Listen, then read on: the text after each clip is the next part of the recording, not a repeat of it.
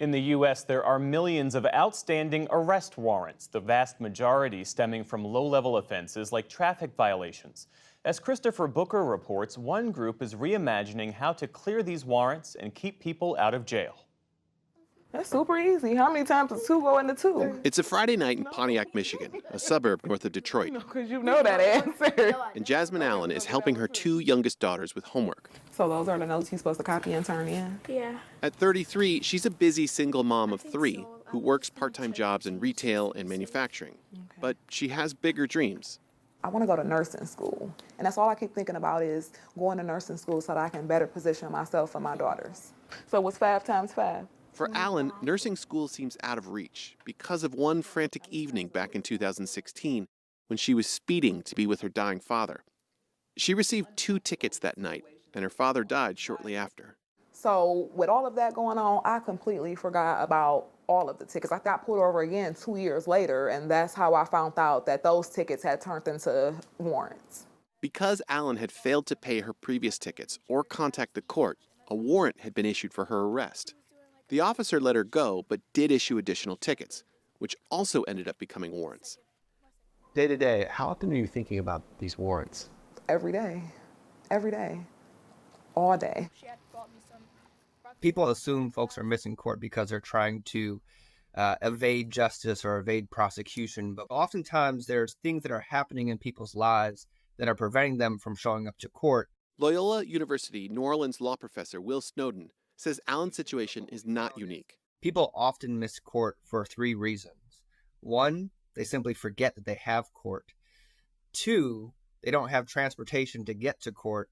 Or 3, they have childcare responsibilities that they aren't able to get covered. What actually happens when someone misses court? It's very likely that a judge will issue what is sometimes called a bench warrant. Essentially, when a person does not show up to court, the judge will order this warrant for that person to be picked up and arrested and brought to court so they can actually proceed with the case. When I think of going to the courthouse, I think of, them just locking me up, taking me and locking me up off that warrant. What would be the potential outcome if you were to be arrested? I probably would lose my job. I'd be taken away from my girls. That's what I'm worried about the most. When we zoom out and we look at the demographics of our prisons and jails across the country, we know that there's an overrepresentation of Black and brown people. We can see how if people don't trust the criminal legal system to work for them, when they show up and they want to explain their case, there's a reality that they're perceiving a higher likelihood that they're going to get punished more severely. But there are efforts underway to disrupt this ongoing cycle. We believe community has the answers to what the new court system should look like because we're the ones who fall victim to it so much. And all we did was say, if community creates court for itself, what would it look like? One time, and it's your boy Sing Music, man. It's a great day in Pontiac, man. It's the Warren Clinic. That's right. Shout out to everybody that came outside to take care of business. In partnership with the national nonprofit Black Voters Matter, Anza Becknell, the founder of Growing Real Alternatives Everywhere, or GRAY, works with local judges and community grassroots organizations to run weekend warrant clinics. Held in the community, the clinic's atmosphere is far removed from the traditional courtroom. There is a DJ, food, and limited police presence. There's also childcare and transportation for those who need it. Even holding court on a Saturday gives a lot of folks more opportunity to do what they actually want to do, and that is take care of their matters and be productive citizens. Hello, hi. But for Allen, the main draw was written right on the poster. No fear of arrest. You keeping your mom company? People are understanding this is not a sting operation. We are really lifting these warrants so that people can be out there legally. Part of it is just building back trust. Allen and her daughters appeared before a plainclothes judge, Cynthia Walker. Most courtrooms have the judge sitting a little bit higher, and I think there's more of a feeling of connection with the person sitting across from you. Tell me what your names are. Kadarie. Kadarie? Callie. Callie, okay. Glad to have you here. Thank you. Normally, children are more of a distraction to the parent, so we encourage them not to bring their children. But the whole feel of this today, there was a young woman who had her 2 daughters with her, and she said she wanted them to see the process.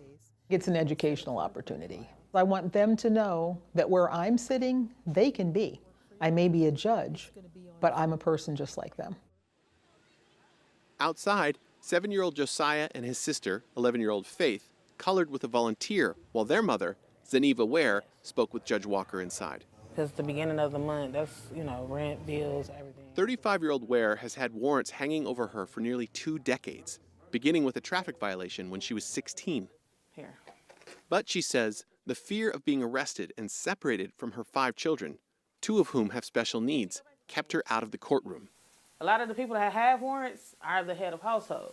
So even when we want to take accountability, life doesn't even allow us to step up and say, hey, I'm ready to take care of this, because we're responsible for our kids, family members, households. This is Ware's second trip to the warrant clinic. She struggled to pay her fines and court costs since her last visit, and her tickets went back into warrant status. To Snowden, this represents one of the limitations of the clinic. It can get people in the door, but they're still at the mercy of the costly legal system. You might be able to extinguish your warrant by showing up to these clinics, but these fines and fees perhaps can still hang over your head. Well, if you didn't have the money to begin with to pay the fines and fees, how are we expecting people to come up with the money now after these clinics? Oh, that was easy. Thank you. I was scared. But for Ware, who left with a reduction in her payment plan, the warrant clinics have been a source of hope. Yes. I've been running from this or hiding from this, wanting to take care of it, and all of a sudden it's just gift box with a bow, like, here, come fix it right now. Thank you. After her turn with Judge Walker, Jasmine Allen had a similar response. I am warrant free. How are you feeling right now? Great. I'm ready to go dance. In just 5 hours, this clinic helped more than 200 people and lifted 160 warrants. A good day for the advocates here, but hardly a dent in this nationwide problem. Millions of Americans still live under the threat of warrants. For the PBS NewsHour, I'm Christopher Booker in Pontiac, Michigan.